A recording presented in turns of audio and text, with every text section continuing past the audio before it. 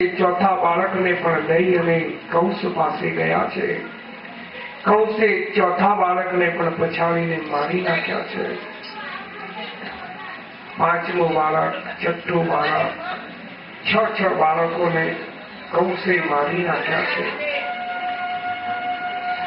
વસુદેવ થકી દેવકીને સાતમો ગર્ભ રહે છે. જોગ માયાએ સાતમો ગર્ભ સ્થાપિત કર્યો છે.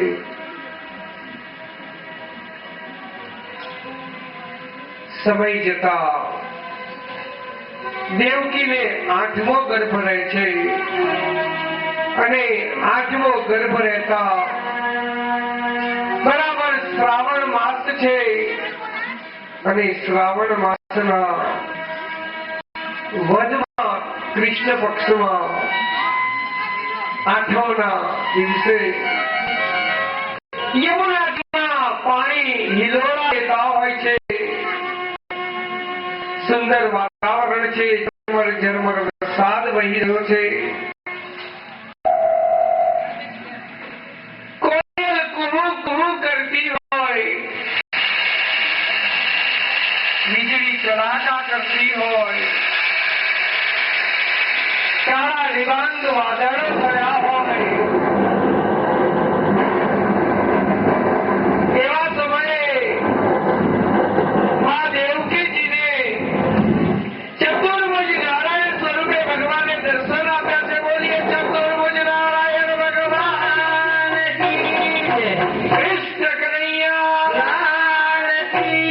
અંતર ધ્યાન થયા છે. સમયે માતા દેવકીના ઉદરમાંથી બાલકૃષ્ણનો જન્મ થયો છે. ઝરમર ઝરમર વરસાદ વહ્યા. બાલકૃષ્ણને ટોપે વસુદેવજીએ ટોપલીમાં બાલકૃષ્ણને ધારણ કર્યો છે. ઊંઘવા લાગ્યા છે. ઝરમર ઝરમર વરસાદમાં વસુદેવજી ટોપલી માથે ધારણ કરી અને મથુરા નગરીથી ગોકુળ તરફ છે. યમુના નદીની ચાલક જોરદાર વાગે છે. લાલાના ચરણ સ્પર્શ કરી અને યમુના મૈયાનું પાણી ઓછું થયું છે.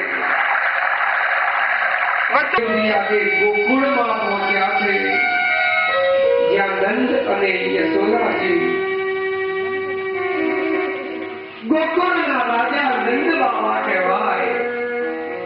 રાત્રિનો સમય છે. નંદ બાબાના ઘરે વસુદેવજી ટોપલીમાં બાલકૃષ્ણ